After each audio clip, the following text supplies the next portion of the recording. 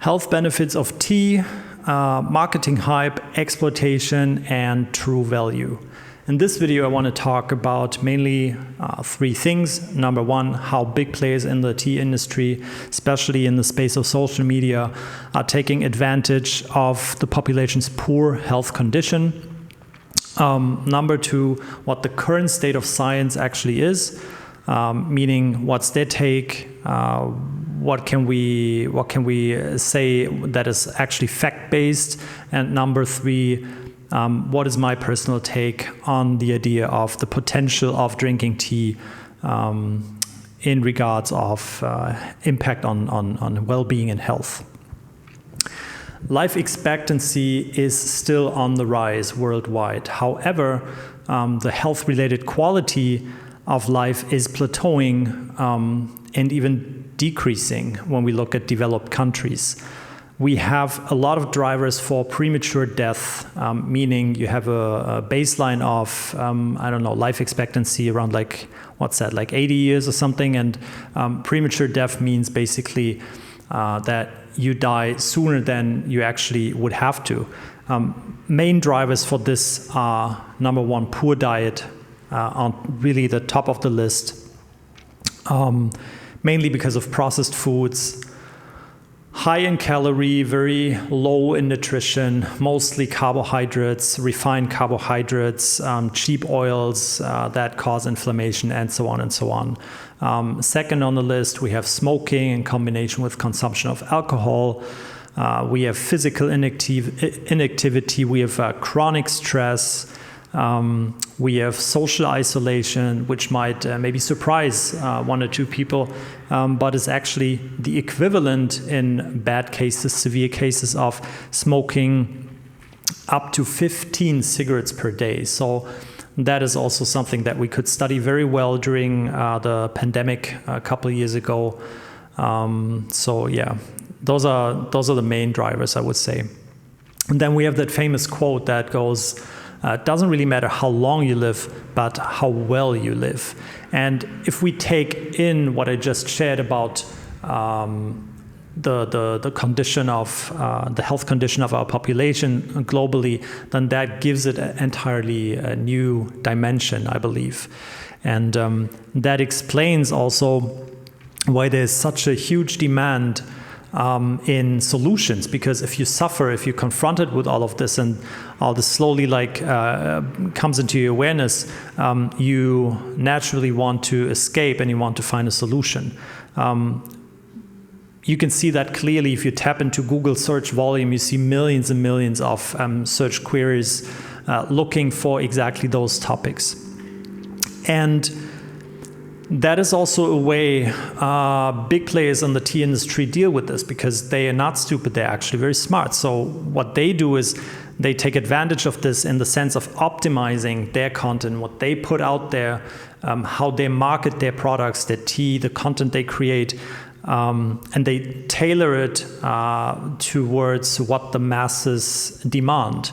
So they smartly tap into those buzzwords. They appear, in my opinion, pseudoscientifically, and they throw around those words like L-theanine, amino acids, this and that, the impact on health, what it does for you, and they kind of position themselves with this move as the authority in that space, and people who are already desperate and who are looking for solutions think like, okay, this guy knows what they're talking about, and therefore push their sales. That leads to several things. It leads to A, inflated expectations, and it leads to B, disappointment and frustration in the long term when those very high expectations are not met and not fulfilled. And worst case, it leads to a worsening of the individual's state. If you picture someone who's obese or is pre-diabetic or has insomnia or even worse, cancer, and now that person is like desperately looking for a solution, and then goes through social media and someone tells you, hey, look, like if you order this tea, if you drink this tea, it's going to help you with A, B, C, D symptom, that might be very tempting. And then you go and try out for like weeks and months and maybe even years, and maybe do not get the treatment, or maybe do not take the path that you actually would have to take in order to deal with whatever condition you're suffering from. So that is something to take in mind. I personally have two explanations for why those actors behave this way on the tea brands or tea industry side. Number one is they are simply poorly informed. They're not very educated in that regard, and they just parrot and repeat the stuff that they pick up on social media or in some, semi-professional, or not really, that's the wrong word, but, like just online sources. There's just so much misinformation or half-truths out there, and they just repeat that because it fits their narrative, and it makes them feel like, oh yeah, I could use this for my own story and market my products. And the second one, even worse in my opinion, is they're just greedy and knowingly cherry pick facts and share selective truths. So they leave out the part of the information that does not suit them and share only the information that helps their narrative. And I personally think both practices and both behaviors are very shady. Ethically at least questionable, because if you have a large audience, and the people I'm talking about do have a large audience of like thousands of people following them and consuming their content, you have responsibility. You have a responsibility, at least to some extent, to period. You have a responsibility. Then, transitioning into the current state of science, like what does science actually say? Because do not get me wrong, I'm on the same boat, in terms of health benefits of tea. I do not want to talk them down or minimize them. I believe, and there's very strong indication and evidence even that drinking tea, consuming tea regularly has a very positive impact on mental health, cardiovascular health, sleep quality, cognitive function, low-grade inflammation, even the prevention and treatment of cancer. So, and the list goes on. It's literally like every aspect that you can look into. Tea has at least an indication of having a positive impact on that. But it's not that black and white. It's not that simple, and that is where most of the stories end, and that does not do the whole thing justice. What you have to look at as well, and what you have to inform people about, is that there are a lot of objections as well. There are a lot of objections that attenuate the euphoria around tea being, that wonder pill, or that wonderful plant that helps us all. I looked into a lot of studies, and some of them I will quote a couple, at least some parts of them, to put all of what I just said in relation and give better insights. Most of them conclude that it needs more research, it needs more evidence, it needs more and larger studies. One of them, for example, said that the research is still limited, and more clinical trials should be guaranteed to evaluate the impact on the human body in terms of L-theanine, for example. Then another one is asking for larger cohort studies, and it says it is quote unquote very necessary in the future.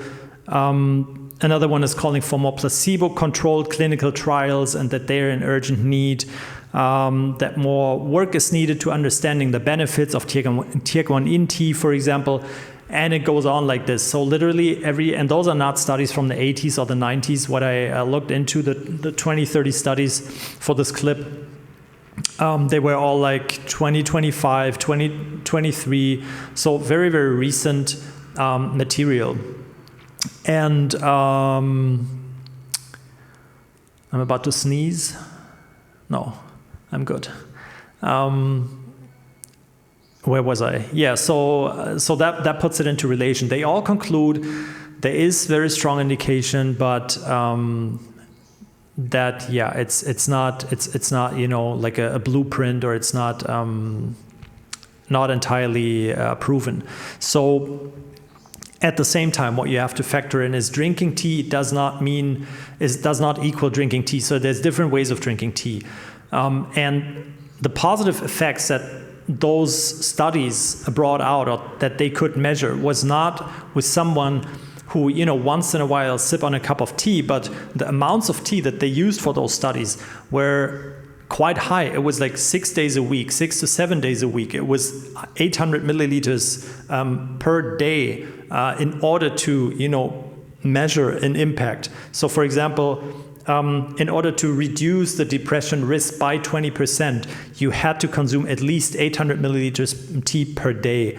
Another study was talking about 6 days a week, 500 milliliters per day over 20 years. So that is not to say that after 10 years or 5 years or 1 year, you could not have any positive effects. But in order to run that study, that was the group that they used as a tea drinker group in comparison to the control group who did not consume tea.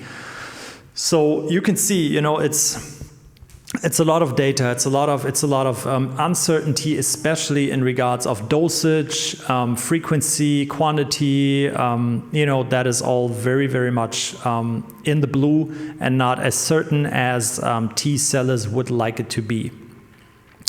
Where I personally believe is the true potential and the benefits of drinking tea is not the substance alone. And I've said something similar in, I think, the last video where I talk about tea meditation. And I think that is exactly spot on, because you build, and that's, by the way, also backed up by studies.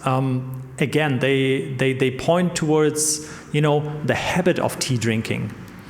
They do not, my argument, the argument I even want to make is that maybe it's not so much about the substance, but it's about the habit itself. Slowing down, sitting down, taking time, making space, connecting with oneself, connecting with others, fighting social isolation and all of that. Because if you think of it, what we're stressed out, we have so much input, but if you sit down, if you slow down, you kind of like counterbalance all of that. And if you can implement this on a daily basis into your life, maybe that is a major source, for combating all the negative input. So the single biggest powerful impact, I think, in relation to drinking tea and sitting down and drinking tea is that it allows you to reflect on your current state. So all the big drivers that I mentioned in the first part of the video become very, very real when you sit down and you sit there in silence. You do not distract yourself with anything, but you actually look at yourself and you have a high degree of honesty towards yourself and realize like, okay, my diet is really poor, or I'm not active at all. I don't do sports. I don't work out. I don't leave the house. I live here. I work from home maybe.